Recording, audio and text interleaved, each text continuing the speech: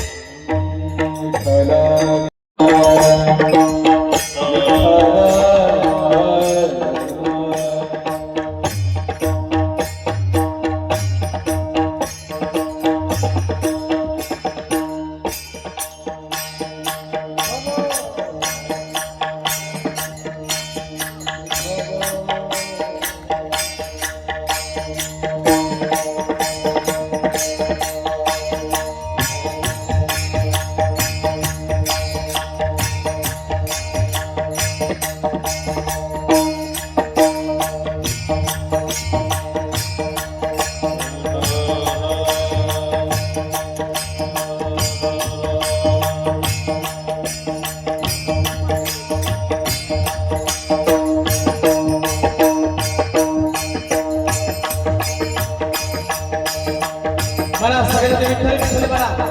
विठ्ठल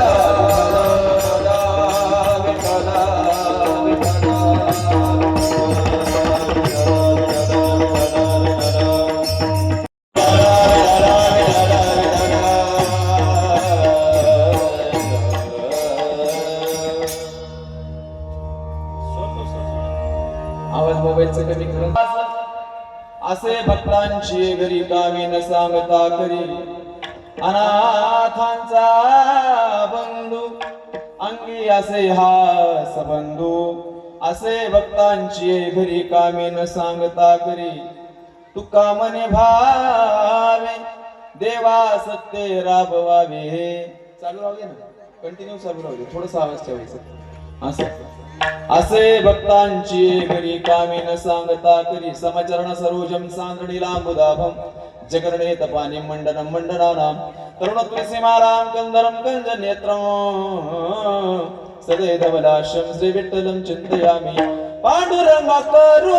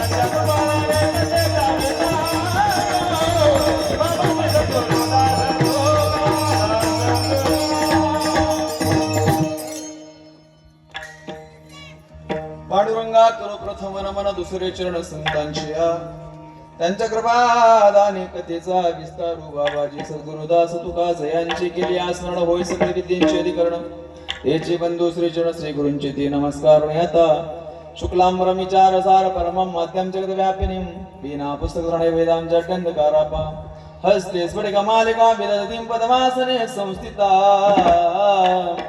वंदे तां परमेश्वरीं भगवती बुद्धिप्रदां शारदां सेवे लागे सेवक झालो तुमच्या लागलो निज चरणा अहो स्वामी तुकया देवा यावरी न करावा वेरू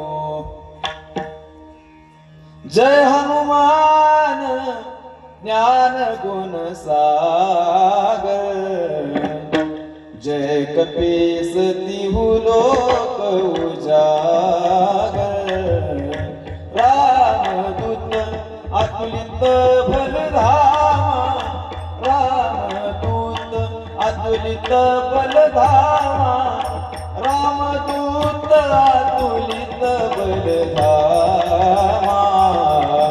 अंजनी पुत्र पवन सुत नामा राम सिया राम जय जय राम सिया राम जय जय राम चित्ते नाही आस त्याचा पांडुरंग दास असे भक्तांशी घरी कामे न सांगता करी अनंत गुणनिधान भगवान श्री पंढरीश परमात्म्याच्या असीम कृपेने मुक्त कैवल्य तेजोनिधी साधकांचे मायबाप कैवल्य साम्राज्य चक्रवर्ती अलंकापूर निवासी मौली नरोपराय वैरागी रागरसी संप्रदायाच्या कलशस्थानी विराजमान असलेले वितराग संपन्न संत देवमान्य संत संतमान्य संत जगतमान्य संत देहू निवासी जगद्गुरु तुकोबाराय शांतीब्रह्म नाथ महाराज निळोबाराय आदी करून सकल संतांच्या पावन चरणार विंदी विनम्र अभिवादन करून तुम्हा सर्व मायबापांच्या चरणी जे कीर्तनासाठी आज उपस्थित आहेत फार मोठ्या संख्येने तुम्हा सर्व मायबापांच्या चरणी साष्टांग दंडवत मस्तक हे पायावरी या वारकरी संतांच्या कीर्तनासाठी जे उपस्थित सर्व कलाकार मंडळी आहेत अत्यंत गोड सर्व पकवाज वादक जे गुणीजन गायक मंडळी आहेत बाबा तुमचं गाव हा नाव शंकर महाराज निलंगेकर पुंडलिक महाराज निलंगा दोन्ही निलंग्या तालुक्यातून तिकडून आलेली मंडळी आहेत लातूर जिल्ह्यातून बाबा हे तुम्ही तिकडेच का सगळे तिकडूनच बोलवले म्हणा की तापा असू दे अत्यंत गोड सर्व आमच्या हनुमंत महाराज आहेत बाकी सर्व परिचित अपरिचित बाहेरगावून आलेली सर्व भजनी मंडळ बाहेरगावची कोणी आलेत का बाहेरगावून आलेली सर्व भजनी मंडळ श्रोते वर्ग सगळ्यांच्या पावन चरणांना अभिवादन साष्टांग दंडवत करतो माझ्यासोबत आलेले आमचे मनोभावे युट्यूब सेवा कीर्तन मनोभावे कीर्तन सेवा युट्यूब चॅनलचे मालक आमचे प्रदीप दादा आहेत आणि माझ्यासोबत आलेले दत्ता भाऊ आहेत आणि ज्यांच्या फोनच्या माध्यमातून ज्यांच्या आमंत्रणाच्या माध्यमातून ज्या सप्ताह कमिटीच्या वतीनं ज्यांच्यापर्यंत आमंत्रण पोहोचलं त्यांच्या फोनच्या माध्यमातून माझ्यापर्यंत पोहोचलेलं आमंत्रण आपल्या इकडच्या भागाचं भूषण आमचे नेताजी महाराज त्यांच्यामुळे इथपर्यंत येण्याचा योग आला या सर्व कलाकारांच्या नावाने एकदा जोरात टाळ्या झाल्या पाहिजे जोरात आणि जे तुम्ही हे भव्य आणि दिव्य स्वरूपाचं नियोजन केले नवशा मारुती मंदिर नवसाला पावणारा देव नवशा मारुती मंदिराच्या कलशारोहणाच्या निमित्तानं बरोबर ना कलशारोहणाच्या उत्सवाच्या निमित्तानं अत्यंत गोड भव्य आणि दिव्य स्वरूपाचा आपला हा सप्ताह आहे दादा मोबाईलचा आवाज अजून थोडस कमी ठेवा एकच पॉइंट ठेवायचं फक्त थोडस बस हा असं अत्यंत गोड सर्व वातावरण तुम्हा सर्व ग्रामस्थांच्या वतीनं आयोजित करण्यात आलेला आपला हा पण हरिनाम सप्ताह सप्ताहाचा कितवा दिवस 6वा दिवसाची कीर्तन रूपी सेवा समस्त ग्रामस्थांच्या वतीनं अध्यक्ष उपाध्यक्ष सप्ताहाचे जे सहसचिव कोषाध्यक्ष सर्व कमिटीचे जे मंडळी आहेत त्यास तुम्हा सर्व मायबापांच्या वतीनं माझ्यापर्यंत पोहोचलेले हे आमंत्रण आणि तुम्हा सर्व मायबापांच्या दर्शनाचा योग मलाही माझ्या जीवनामध्ये प्राप्त झाला मी स्वतःला भाग्यवान समजेन इथं उभा टाकावं तुम्ही माझे कीर्तन श्रवण करावं एवढी आपली लायकी नाहीये तुकोबाराची भाषा जर सांगायची झाली तर मज पामर आहे काय थोरपण पायीची वाहन पायी बरे त्याच्याही पेक्षा पुढे जाऊन बोलायचं झालं नाही संत चिन्हे उमटली अंगी उपदेशाला गे पात्र झालो इकडे विनेकऱ्या भावापासून तर पूर्ण इकडच्या विनेकऱ्या भावापर्यंत सगळ्यांच्या पावांच्या नावाने पुनश्च एकदा दंडवत करतो आणि माझ्याकडे जे अधिकार नसताना सुद्धा तुम्ही सर्व मायबाप इथं बसून श्रवण करत आहात तुम्हा मायबापांच्या चरणी पुनश्च एकदा दंडवत करतो आणि कीर्तन सेवा संपवतो सुरू करतो हा चालू करायचं वाटते असो सेवेसाठी निवडलेला अभंग संत श्रेष्ठ जगद्गुरु तुकोबाराचा अत्यंत महत्वाचा वेळ झालाय ना म्हणून आला असेल कदाचित 10:30 वाजले संपवायची वेळ झाली आता कीर्तन सुरुवात झाले थोडासा उशीर झाला मला वाटते रात्री याच्याही पेक्षा उशीर झाला होता बरोबर ना याच्याही पेक्षा उशीर झाला होता. असो, कसं आहे, जिल्हा परिषदची शाळा भरायला जरी उशीरला भरली तरी सुटायला मात्र बरोबर टाइमला सुटते. काही टेन्शन घ्यायचं काम नाही. बसा बाबा, अत्यंत गोड सर्व तुम्ही सर्व मंडळी आहात.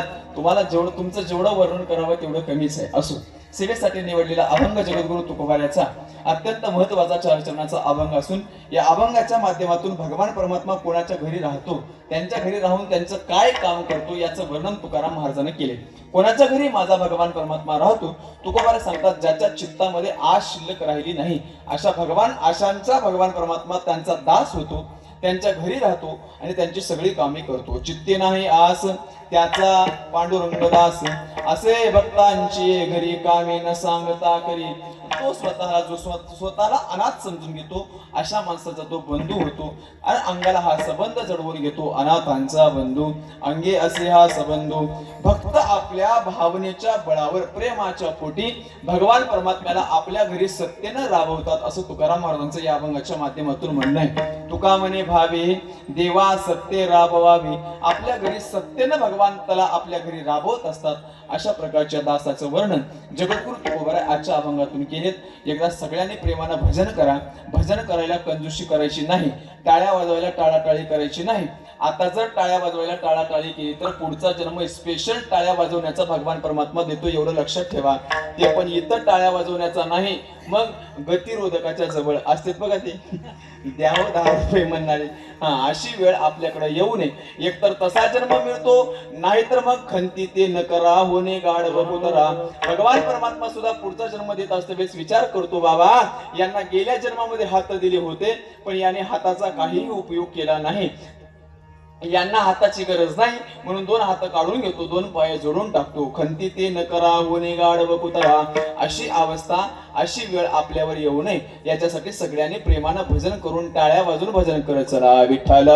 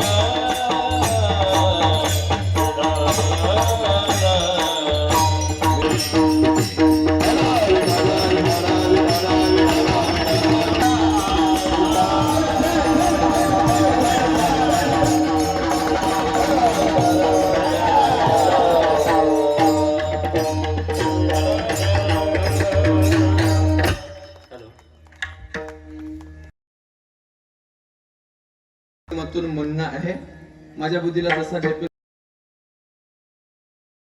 भाव मी तुमच्या समोर मांडलाय. इथून पुढे किती वेळ कीर्तन करायचं आपल्या मनावर आहे. 1 तास करायचं, जसं तुमच्या चेहऱ्यावर जसा भाव असेल तसं कीर्तन सेवा करण्याचा प्रयत्न करू. तुम्ही एखाद्याने जांभळी दिली का मग कीर्तन सेवा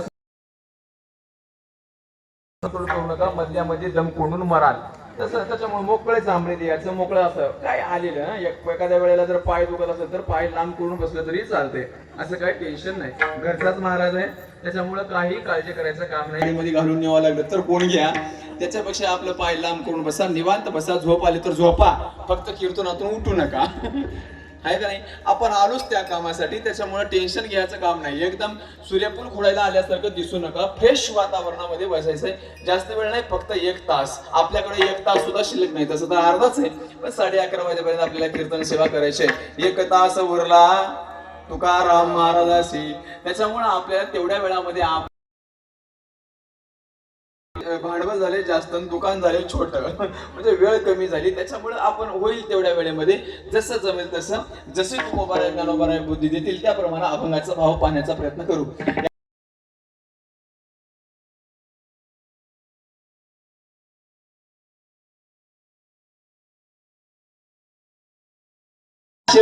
जगणं चालू आहे आपलं फक्त सुखाच्या आशेवर. आपल्याला वाटते आज नाही मिळालं उद्या मिळेल, उद्या नाही मिळालं परवा मिळेल, परवा नाही मिळालं महिन्याला मिळेल, महिनाभर समजेल कवनाचे श्रवणी कैची सुख निद्रा अंथरुणी इंगळाच्या. माझ्या माऊली ज्ञानोबाईने वर्णन केले बाबानो, एखादा माणूस इंगळाच्या बाजेवर झोपलाय, इंगळाच्या अंथरुणावर झोपलाय आणि सुखान झोप लागली. असं इंगळ म्हणजे माहिती आहेत ना तुम्हाला? इंगळी नव, इंगळ, इस्तू विस्तू, ते इस्तवाचे जे केंडे असतात का नाही त्याला इंगळ म्हणतात. इंगळ शुद्ध भाषेमध्ये त्याला इंगळ. त्याच्यावर माणूस एखादा झोपलाय आणि स्वतःला म्हणून घ्यायला लागलाय वा वा काय शांत निवांत झोप लागली. मूर्खपणाचं लक्षण आहे का नाही? मूर्खत्व वचनाने उप आहे. तसं संसारामध्ये एखाद्याला मला सुख मिळाले असं म्हणणं हे मूर्खत्व वचनाने उप आहे. संसारामध्ये सुखाचा पत्ता सापडला नाही महाराज, आतापर्यंत कोणाला मिळाला नाही. मोठमोठ्या राजानं या संसारामध्ये जर सुख असतं ना तर मोठमोठे राजे संसार सोडून वनामध्ये जाऊन भगवंताच्या चिंतनाला लागले नसते. संसारी जडी सुख जोडे तरी का सेविती गिरीकडे, राज्य टाकोनी गेले थोडे ते काय वेळे म्हणावे. काय कमी होतं सांगा ना मला अगोदरच्या राजांना. आजकालच्या राजासारखे अगोदरचे राजे नव्हते बघा. अगोदरचे राजे कसे होते? 18 भार वनस्पती फले फुले ओलती, 22 त्या पोकरणी नदी गंगा वाहती, ज्या घरी कुल स्त्रिया राजराणी व संपत्ती, हे सुख सांडोनिया कासया योग सेविते. एक फक्त 2 दिवसाचं बाळ आहे. एक आई त्या पोराला उपदेश करते, तिचं नाव आहे मदालसा. त्या मदालसेनं आपल्या बाळाला पाळण्यामध्ये टाकलं. आताच्या बाईला पोरग जर झालं ना तर आता बाई पाळण्यामध्ये टाकायला तयार नाही, फक्त त्याच्याजवळ मोबाईल लावून गाणी लावून देते.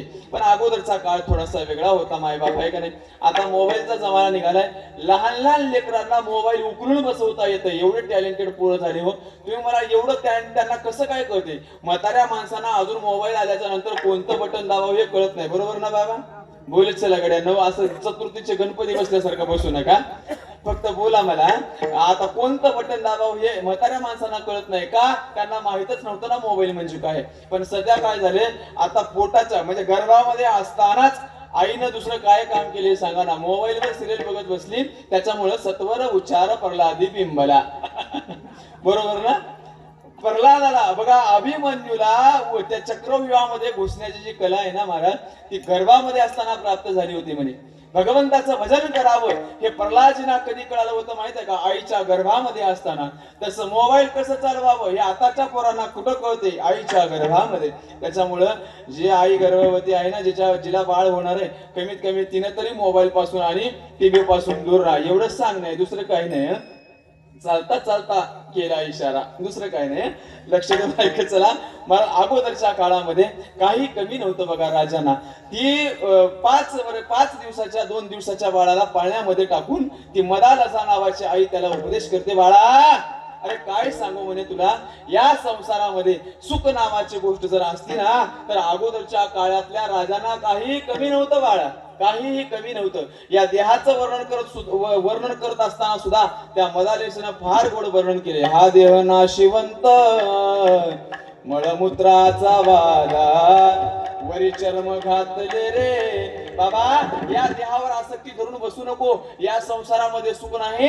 या संसारामध्ये जर सुख असतं तर मोठमोठे राजे संसार सगळा बाजूला ठेवून, संसारावर तुळशी पत्र ठेवून भगवंताचं चिंतन करण्यासाठी वनामध्ये कशाला गेली असते सांगा बाळा. त्याच्यामुळे सांगतो, संसार करण्याच्या भानगडीमध्ये पडू नको. मग काय कर, स्मरत्या हरिहारा शरण जाय गोविंदा.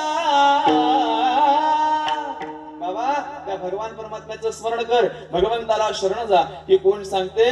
महाराज छोट्या बाळाला ज्याला काही कळत नाही त्याची आई त्याला अशी उपदेश करते.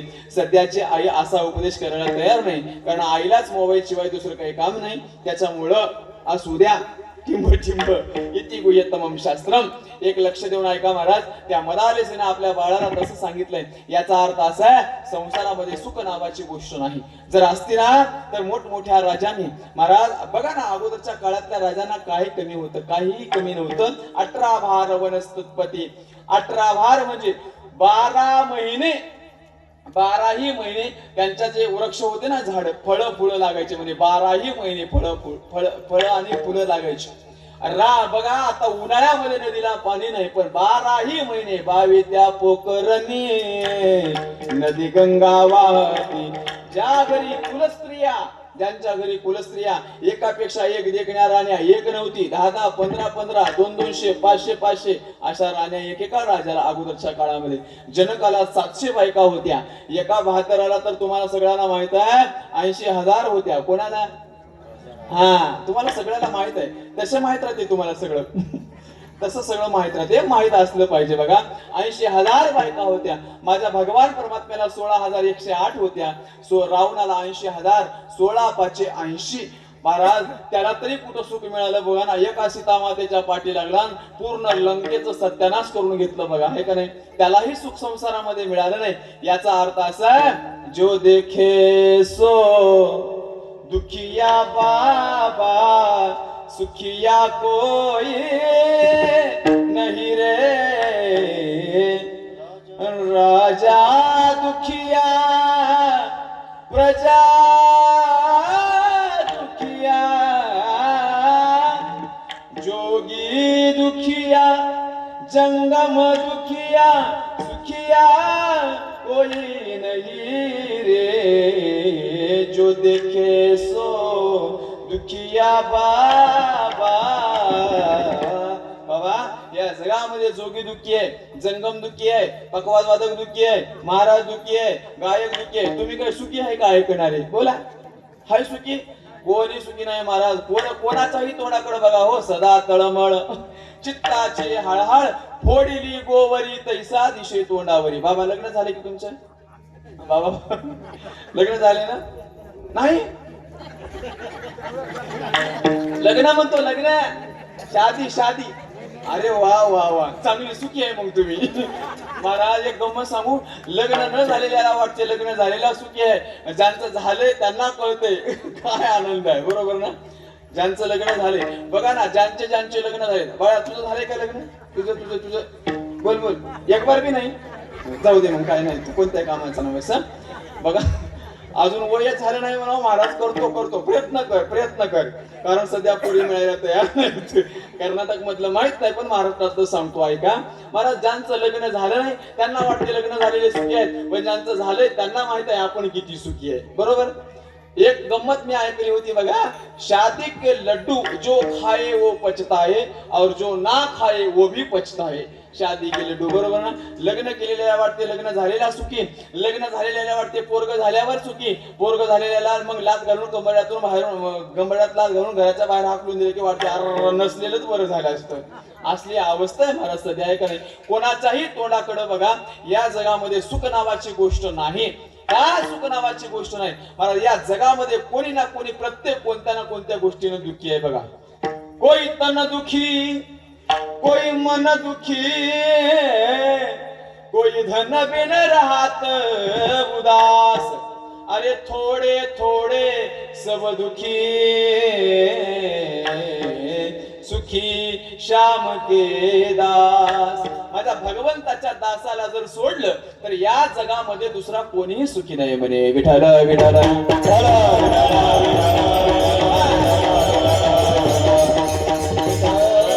जीवनामध्ये तुम्हाला खऱ्या सुखाची जर प्राप्ती करून घ्यावा असं वाटत असेल ना, माझ्या देवाचं दास बना, गळ्यामध्ये पवित्र तुळशीची माळ घाला आणि एकदा भगवंताच्या चिंतनाला लागलं रे लागलं, देव तुमच्या जीवनामध्ये काहीही कमी पडून देत नाही, एवढं लक्षात ठेवा महाराज.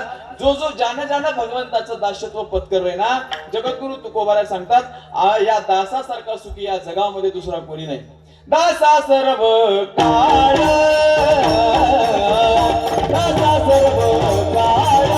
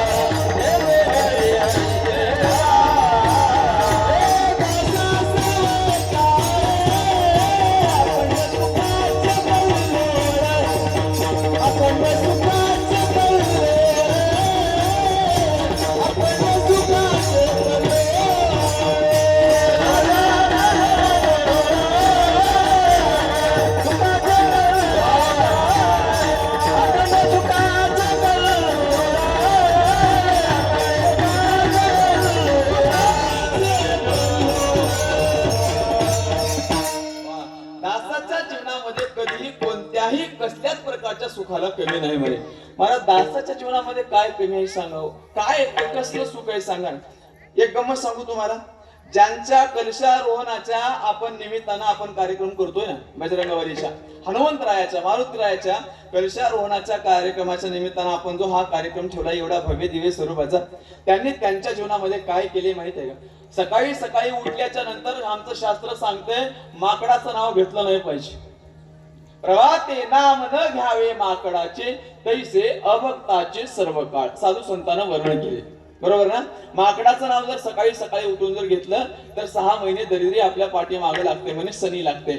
पण त्याच माकड कुळामध्ये जन्माला आलेले आमचे हनुमंतराय बजरंगबली सकाळी सकाळी नाव घेतल्याच्या नंतर संकट कटे मिटे सब पीरा,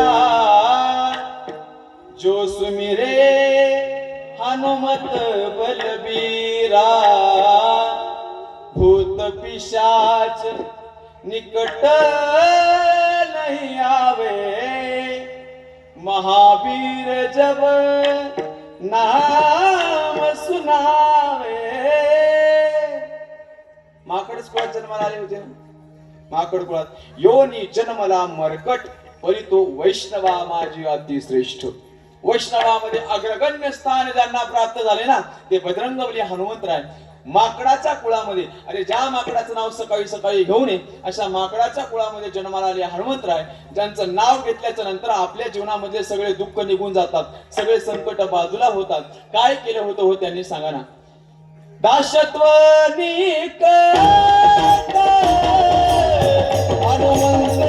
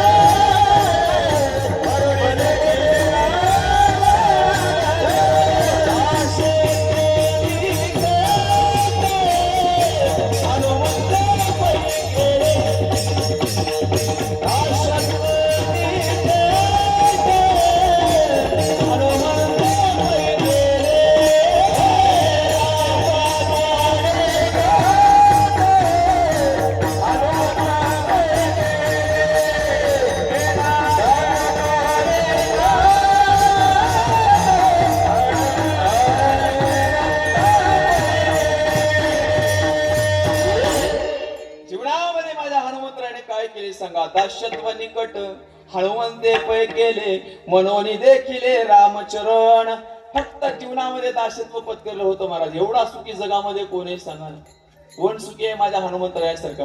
एक गंमत सांगा, बाकीच्या सगळ्या साधू संतांनी फक्त भगवंताचं दास्यत्व पत्करलं होतं. त्यांच्यासारखं जीवनामध्ये दुःखी सुखी कोणीच नाही, आणि आपल्यासारखं दुःखी कोणी नाही, साधू संतांसारखं सुखी कोणी नाही. तुम्ही मला कसं काय सुखी आहे हो, काय जीवनामध्ये तुकोबारायच्या सुखही सांगा ना. काय होतं संसारामध्ये तुकोबारायच्या.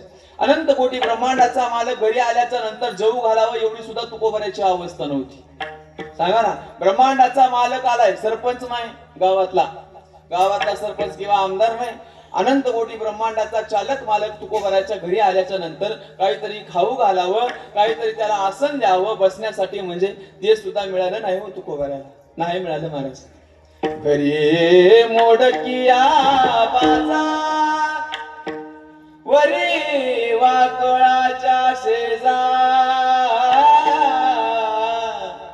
काय करू उपचार कोप मोडके जर.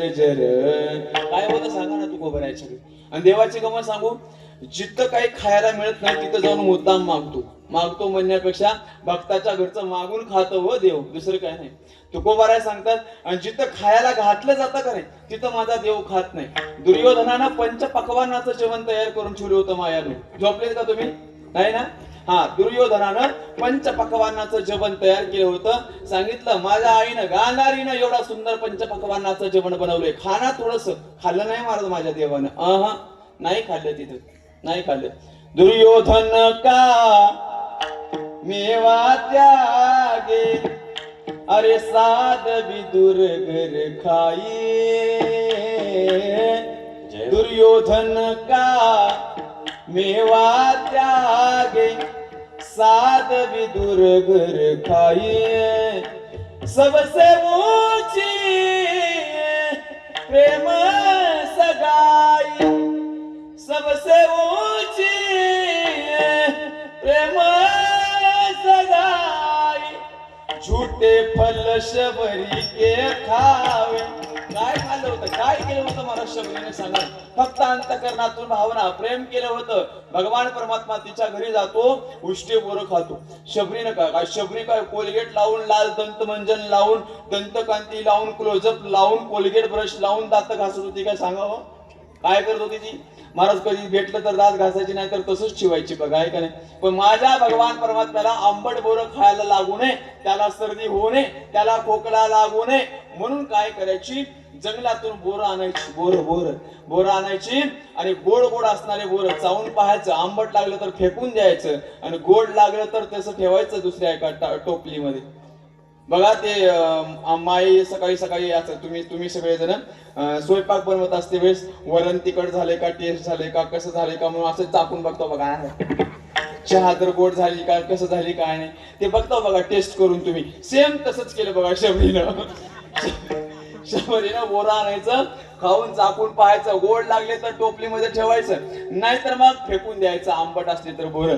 असे उष्टे बोरं माझ्या भगवान परमात्म्याने. झूठे फल शबरी के खावे, रुचि रुचि भोग लगाई. सबसे ऊंची प्रेम सगाई. काय लागत नाही हो त्याला. जगद्गुरु तुकोबाराच्या अंतःकरणामध्ये प्रेम होतं म्हणून भगवान परमात्मा त्यांच्या घरी जातो, त्यांना सांगतोय महाराज भूक लागली. तुकोबाराने सांगितलं आवले काहीतरी हाय का बघ. मालक आलाय आपला मालक. तिने सांगितलं कशाला आला असं काळ्या.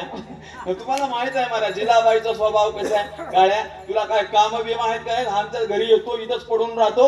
आणि देवाची गंमत सांगू महाराज, काय तुकोबाराच्या बायकोचा अधिकार असेल, काय अधिकार असेल तुम्हाला सांगू. तुकोबाराच्या अगोदर जिजाबाईला भगवान परमात्मा मिळाले होते. तुम्ही असं समजू नका की जिजाबाईला काही कळत नव्हतं, तुकाराम महाराजांची सेवा ती करत नव्हती. नाही, तुकोबाराला जेवण घातल्याशिवाय ती जेवायची नाही. असे इथं किती जिजाबाई आहेत जे तुकारामाला जेव घालूनच खातात. बोला किती जिजाबाई इथं आहेत मंडपामध्ये बसलेल्या पैकी. किती आपल्या तुकारामाला म्हणजे मणगीच्या नव्ह, आपल्या घरच्या तुकारामाला खाऊ घालूनच फक्त आपण जेवण करतात. किती आहेत माया, हात वर करा बरं एखादी असली तर कर्नाटक मध्ये. माय एकटी निघाली, माय तुला दंडवत बघ. ऐका ना, एकटी का होईना निघाली, काही का असं ना. नाहीतर तुम्ही म्हणाल महाराज हे पक्क बाहेरूनच धाब्यावर हाणून येते, आम्ही किती वेळ वाट बघाव म्हणा. ऐका नाही, तसं तुम्ही करू नका. तुकारामाला मी संध्याकाळी 5 वाजता शोधत जावं लागते. तुकाराम बी तसाच. मायानं तुम्ही टेन्शन घ्यायचं काम नाही बघा, तुमचं तुम्ही खात जा. हाय का नाही, सध्याचा तुकाराम वाटवर नाही, पण त्या तुकारामाला खाऊ घातल्याशिवाय माझी जिजाबाई कधी जेवण करायची नाही बघा. हाय का नाही, कधीच नाही जेवण करायची हो. म्हणून माझा ब्रह्मांडाचा मालक एकदा जिजाबाईचा काटा काढला हो पायानं. पायातला काटा पायानं काढला नाही, दातानं काढला. दातानं एवढा अधिकार माझ्या जिजाबाईचा आहे. देव जेव्हा घरी यायचे ना, जिजाबाईचा स्वभाव थोडासा रागीट. सांगितलंय काळ्या कशाला आलास रा आमच्या घरी. अरे नको म्हणलं तिथं येतो, जिथं बोलवलं तिथं जात नाही. अशी अवस्था आहे मला. देवाची बी गंमत बघा, जिथं बोलवतात तिथं जात नाही. आणि बोलावी ती फार बहुथोर नावडती. देवांना मोठे माणसं आवडत नाहीत बघा. जेवढा लहानपणा तुम्ही तुमच्या जीवनामध्ये घाल, देव तुमच्या घरी येत नाही का. तुकोबाराच्या घरी गेलाय म्हणजे आपल्या घरी येत नाही का. बोला ना, तो आपल्या घरी येत नाही का आपण त्याला बोलवत नाही. खाली बसलेले बोलत चला मला. तो आपल्या घरी येत नाही का आपण त्याला बोलवत नाही. आपण बोलवत नाही म्हणून ते येत नाही हो, तो यायला तयार आहे महाराज. कोण कहते भगवान आते नहीं, द्रौपदी की तरह हम बुलाते नहीं। कौन कहते भगवान खाते नहीं, मायेनं तुमच्यासाठी बेरशबरी के जैसे हम खिलाते नहीं। कौन कहते भगवान सोते नहीं, माँ यशोदा की जैसे हम सुलाते नहीं।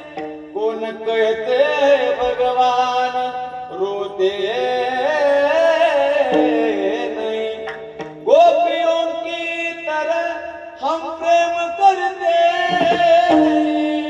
देव रडायला तयार आहे, देव यायला तयार आहे, देव खायला तयार आहे, देव झोपायला तयार आहे, देव नाचायला सुद्धा तयार आहे तुमच्या इशाऱ्यावर। गोपीनं त्याला नाचवलं का नाही बघा ना। देखी अहिर की शोहरिया, छचिया वर छाछ पे नाच नचावे। देव येतो हो, आपण बोलवत नाही म्हणून तो येत नाही। मला तुकोबाराया तर न बोलवता त्यांच्या घरी आला, पण तुकोबारायाच्या घरची अवस्था त्याचा पाहुणचार करावा एवढी नव्हती। घरी मोडकिया बाजा वरी वाकळांच्या शेजा। वाकळ म्हणजे माहिती आहे ना, वाकळ वाकळ माहिती आहे ना, बोलायचं मला। वाकळ म्हणजे भारताचा नकाशा, बरोबर ना? सगळे सगळे ठिकळे ठिकळे लावून जोडवलेला भारताचा नकाशा। अशी वाकळ टाकली, मोडकी वाज घरामध्ये होती। तशाच वाजावर माझा भगवान परमात्मा बसतोय आणि जिजाबाईला सांगतोय भूक लागली। आता जिजाबाईनं सांगितलं घरी खायला काही नाही, उसने महाराज शेजारच्या बाईकडून उसने थोडेसे दाणे आणले, जात्यामध्ये टाकले आणि भरले। अगोदरच्या काळामध्ये जात होतं, आता जात राहिलं नाही, बरोबर ना मायानो? आता जात बी तर राहिलं नाही। जनाबाईनं सुद्धा जात दळ होतं, तुम्हाला सगळ्यांना माहित आहे, बरोबर ना? तिचं एक जात प्रसिद्ध आहे, आपल्या सगळ्यांना पाठ आहे। म्हणाल का तुम्ही पाठीमाग? हा म्हणता ना मायानो? म्हणा माय म्हणा।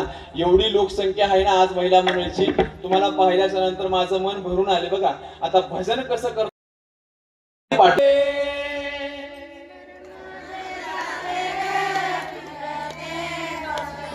ते मागचे बघा, थोडस जोरात फक्त। हा सगळे जण म्हणा, सुंदर माझे चालले ग फिरते बहुतेके, वा वा ओव्या दारू कौतुके तू ये रे विठ्ठला।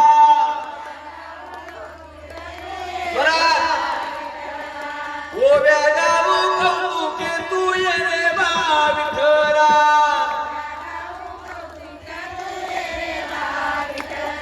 सासू आणि सासरा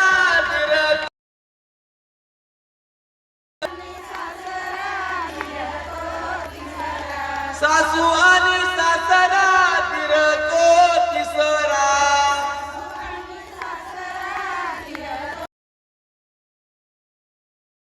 तारा तू ये रे विठ्ठला,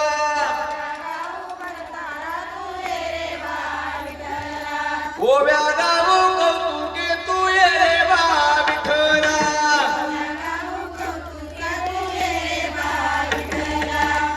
जेवढा यावा तेवढा आवाज आला नाही, 50% वर निरीक्षण। सगळेजण पाठीमागं भजन म्हणा। तुलेले हरि का नाम विठ्ठल पांडुरंगा, तुलेले हरि का नाम विठ्ठल पांडुरंगा, तुलेले हरि का नाम, तुलेले हरि का नाम विठ्ठल पांडुरंगा।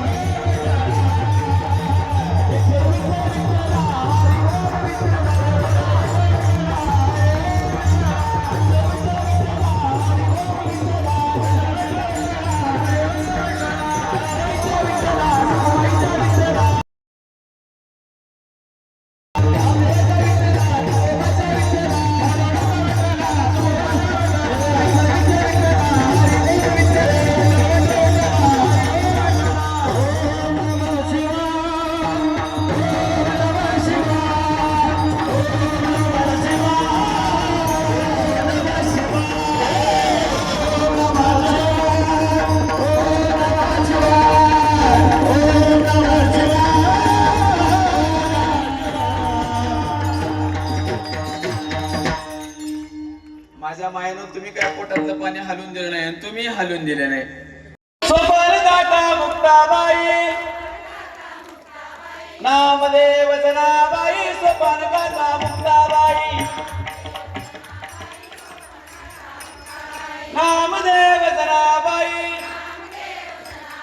मागच्या बाया म्हणल्या नाही.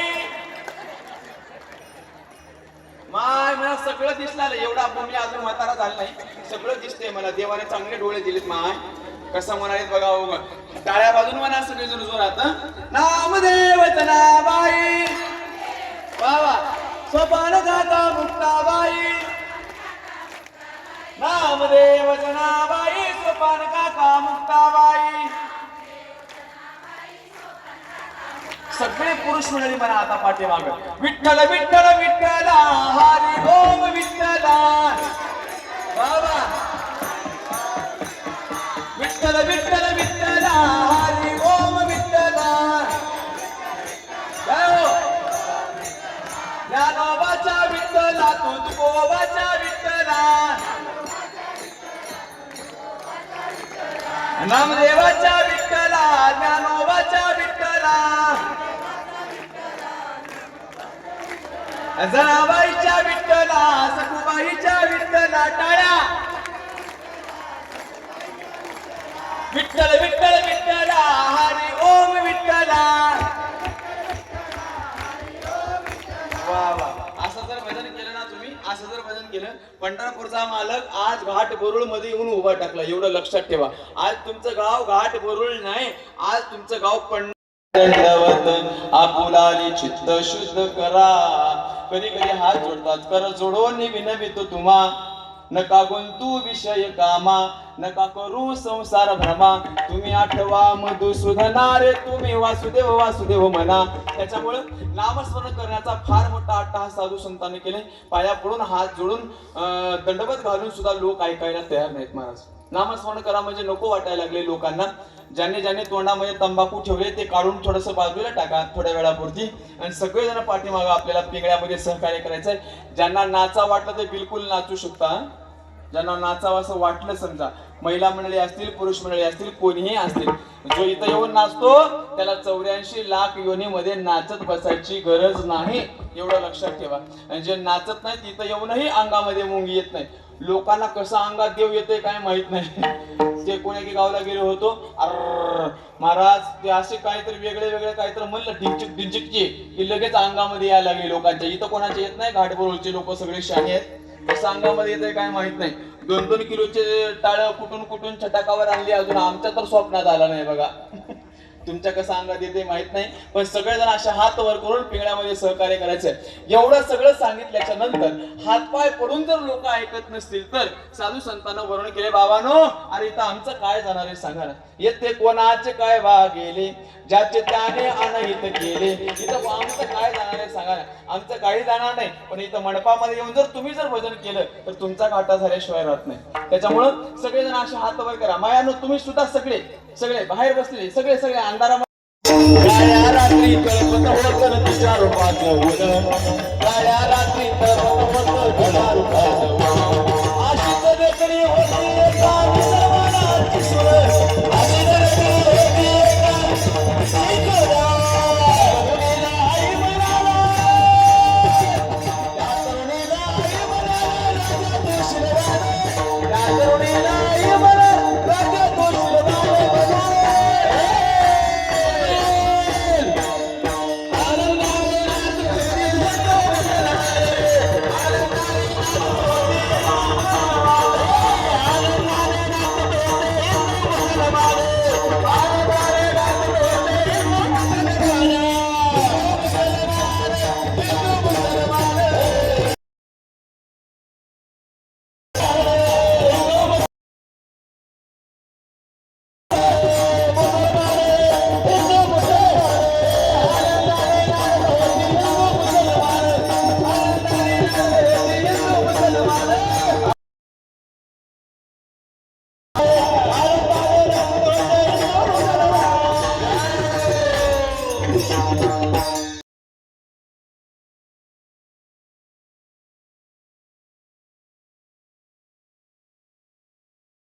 महाराजांचा जय जयकार करायचंय, कारण त्यांच्यापर्यंत आपण येऊन पोहोचलो होतो.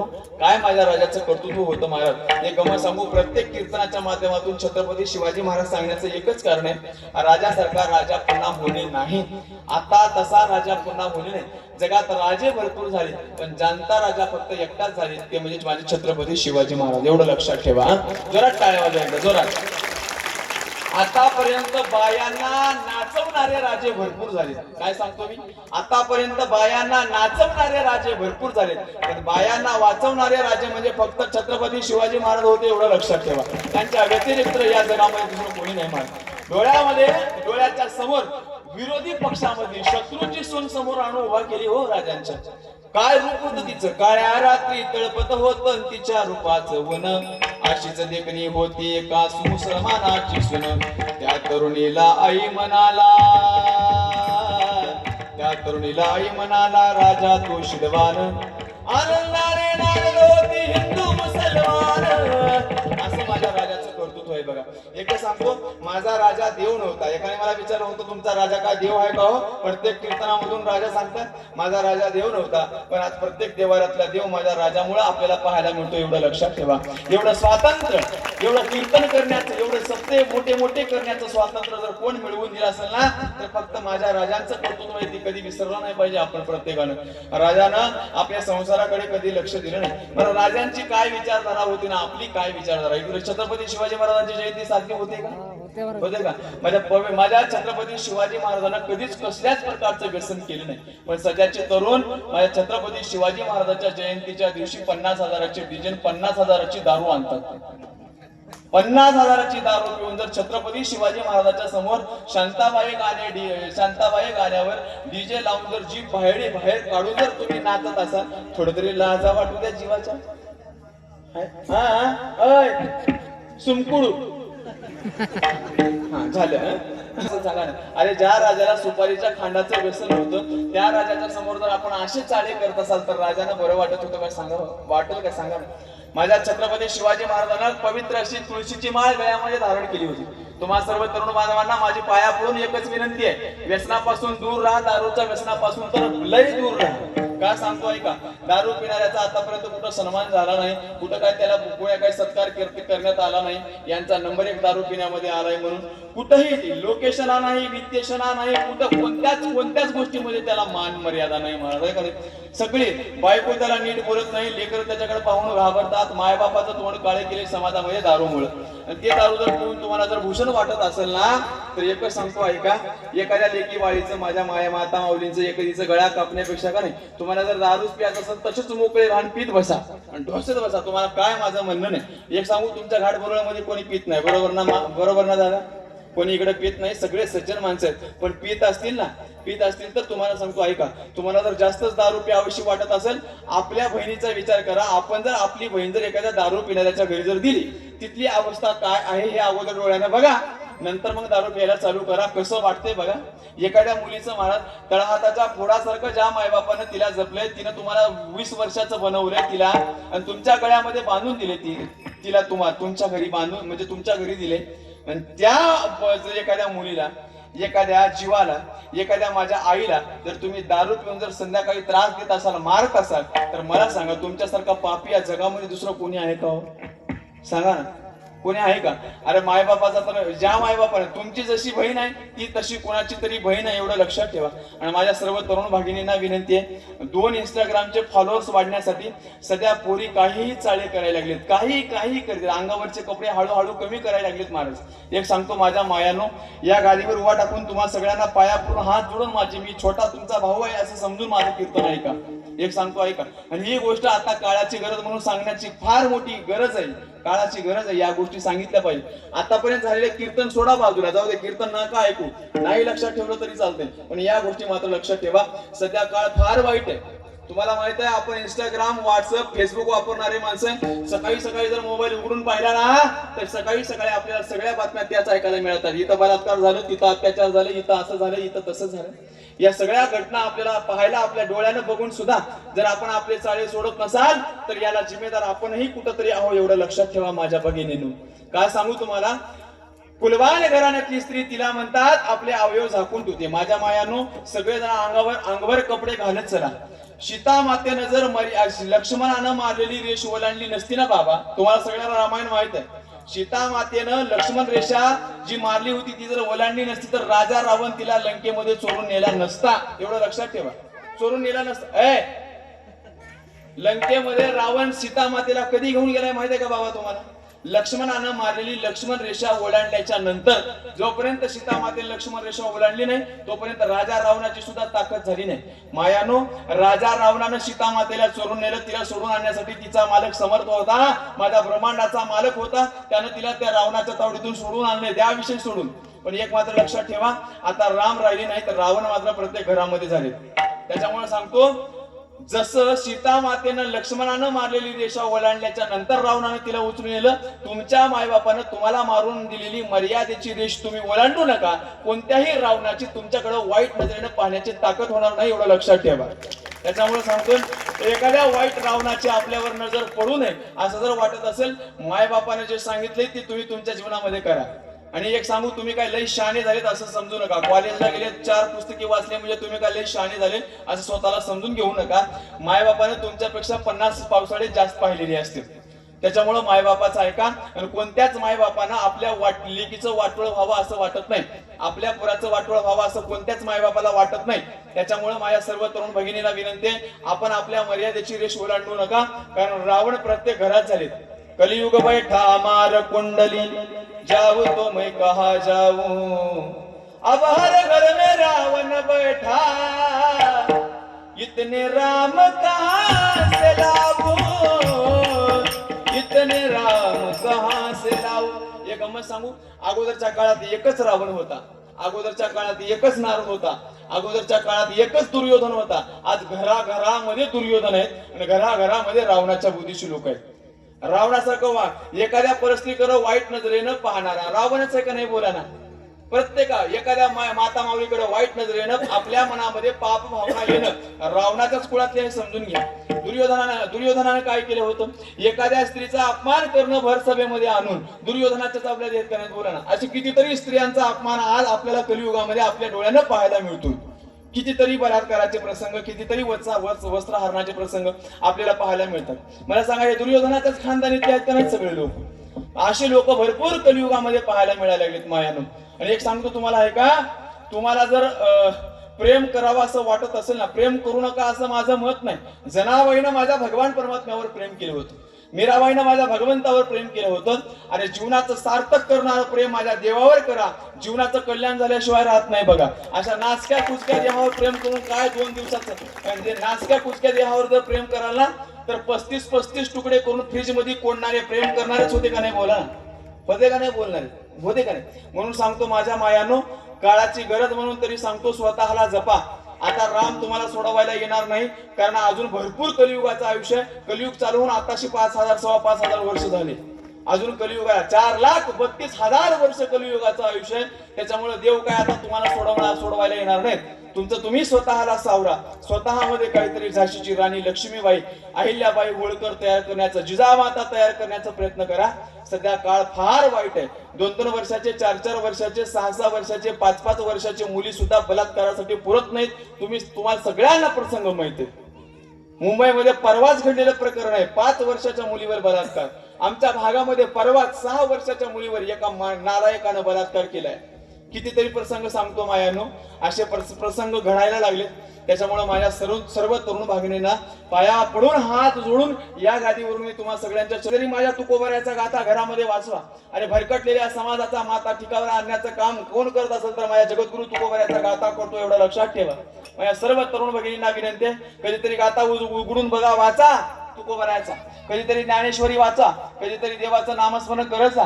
देवाचं नामस्मरणामध्ये जेवढी ताकद आहे ना तेवढी कोणा कशातच कलियुगामध्ये सगळ्यात मोठं साधन जर कोणतं असेल ना तर देवाचं नामस्मरण. कधीतरी सकाळी उठून भगवंताचं नामस्मरण करत जा. स्वतःला जपा माझ्या मायानो. सर्व तरुण बांधवांना विनंती आहे, इकडे तुमचे जे भाऊ आहेत का नाही, रक्षाबंधनाच्या दिवशी फक्त यांच्याकडून दुसरी कोणतीच अपेक्षा करू नका. 10,000 2,000 5,000 असं देईल, काही अपेक्षा करायची गरज नाही. ज्या भावाच्या मनगटावर आपण राखी बांधतो का नाही त्या भावाला सांगायचं, भावा आज मला फक्त एकच दे तुझ्याकडून वचन. कोणतं? आज मी तुझ्या मनगटावर राखी बांधायला लागलो ना, एकच मला वचन दे, समोर दिसणारी प्रत्येक तरुण पोरगी तुला माझ्यासारखी दिसली पाहिजे, हेच आजच्या रक्षाबंधनाच्या दिवशी दे बस. एवढं मागून बघा काहीतरी आपल्या भावाला. महाराज सध्या काळ कसा झालाय बघा ना, एवढा वाईट काळ आहे सध्या. सांगतो माझ्या मायानून बाबांनो, खरंच सांगतो तुम्हाला. आणि आता सध्या पोरींनी पळून जाण्याचा तर सपाटा लई उठवलाय हो. काय झाले काय माहिती नाही, कलियुगाचं वातावरण कसं आहे माहित नाही. पण एक सांगतो ऐका, ज्या मायबापाने तुम्हाला तळहाताच्या फोडासारखं जपले, त्या मायबापाच्या समोरून जर तुम्ही एखाद्याचा हात धरून जर पळून जाल ना, तर लक्षात ठेवा, मायबापाचा जर तळतळाट तुम्हाला तुमच्या जीवनामध्ये लागला ना, जीवनामध्ये कधीच समाधानी सुखी राहणार नाही तुम्ही, कधीच. त्याच्यामुळे सांगतोय, स्वतःला कधीतरी थोडं तरी मान मर्यादा इज्जत ठेवा. एकच वाक्य सांगतो बघा ऐका. आपण मार्केटमध्ये, इथं भालकी जवळ आहे का? भालकी, हा भालकीच आहे ना. भालकीला जर गेलं ना, तर तिथून तुम्ही काय हरिपाठाचं पुस्तक वगैरे काय आणत नाही, मला माहित आहे. तोंडाला लावण्याचं तुम्ही काय ते थोबाडाला लावायचं, थोबडाला लावायचं, तसंच काहीतरी घेऊन याल तुम्ही गेल्याच्या नंतर. मेकअपचं साधन मी म्हणतोय आयनू नका असं माझं मत नाही. कोणतीही क्रीम लावा हो, फेअर अँड लवली लावा, कोणता अजून ते काय वाईल्ड टोन लावा, अजून तुम्हाला जे लावायचं ते लावा, कितीही तोंड पांढरं करा, मला काही माझ्या पाकिटातून तुम्हाला द्यायचं नाही. त्याच्यामुळे सांगतोय, कितीही तोंड पांढरं करा, पण तुमच्या तोंड पांढरं करण्यामुळं तुमच्या मायबापाचं तोंड समाजात काळं नाही झालं पाहिजे, असं वागा, म्हणजे काम संपलं बघा. एवढं जरी काम केलं ना, तुम्हाला भागवत ऐकायची गरज नाही, गीता ऐकायची गरज नाही, कीर्तन ऐकायची गरज नाही, काहीही करायची गरज नाही. फक्त एवढं काम करा, फक्त माणसासारखं जीवन जगा बस. आणि माझ्या सर्व तरुण बांधवांना विनंती आहे, थोडस समोर दिसणारी प्रत्येक स्त्री छत्रपती शिवाजी महाराजांसारखी नजर येऊ द्या ना. अरे प्रत्येक, मी एकच वाक्य सांगतो, महापुरुषांचे पुतळे रस्त्यावर चौकामध्ये उभा करण्यापेक्षा, वाक्य थोडस अजून लक्ष देऊन ऐका, महापुरुषांचे पुतळे चौकामध्ये रस्त्यावर उभा करण्यापेक्षा, त्या महापुरुषांना जो रस्ता तुम्हा आम्हाला दाखवलाय, त्या रस्त्यावर चालायचा प्रयत्न करा. अरे जीवनाचं कल्याण झाल्याशिवाय राहत नाही. आपण फक्त पुतळे उभा करायला लागलोय बस, त्याच्यापेक्षा जास्त आपल्याला काही कळत नाही. म्हणून छत्रपती शिवाजी महाराजांचे पाईक आहोत आपण, त्यांचे मावळे आहोत, याची जाण ठेवा. माझ्या राजाचं जे कर्तृत्व आहे, छत्रपती शिवाजी महाराज वाणानं बनण्यापेक्षा छत्रपती शिवाजी महाराज गुणानं बनण्याचा प्रयत्न प्रत्येक तरुणांनी केला पाहिजे बस. दुसरं काही सांगायचं नाही मला. आजच्या कीर्तनातून एवढंच सांगायचं, तरुण बांधवांना थोडंसं माणसासारखं जीवन जगा. आणि माझ्या मायानं तुम्ही थोडंसं माणसासारखं जीवन स्वतःला जपा बस. आजच्या कीर्तनातून एवढंच सांगणं आहे. तुम्हा सगळ्यांच्या चरणी पुनश्च एकदा झालेली शिवा कीर्तन रूपी सेवा समाप्त करतो. आणि वाक्य शेवटचं सांगतो, कीर्तन सेवा पूर्ण डायरेक्ट ज्ञानेश्वर व्हावी. कीर्तन चाल म्हणायची नाही ना, वेळ झालाय नाही ना. हा एकच वाक्य सांगतो ऐका. 5 तोळ्याचं जर सोन्याचं लॉकेट तुम्ही गळ्यामध्ये घालून फिराल, काय म्हणतो मी, 5 तोळ्याचं सोन्याचं लॉकेट जर गळ्यामध्ये घालून फिराल, तर तुमच्यावर नजर चोराची राहील. आणि 2 ग्रॅमची माझ्या तुळशीची, पवित्र तुळशीची माळ जर गळ्यामध्ये घालून फिराल, अरे पंढरपूरच्या मालकाची नजर तुमच्यावर राहील, एवढं लक्षात ठेवा. म्हणून गळ्यामध्ये पवित्र तुळशीची माळ घाला, जीवनाचं सार्थक करून घ्या. एवढंच आजच्या कीर्तनातून सांगणे. सेवेला पूर्ण विराम. ज्ञानेश्वर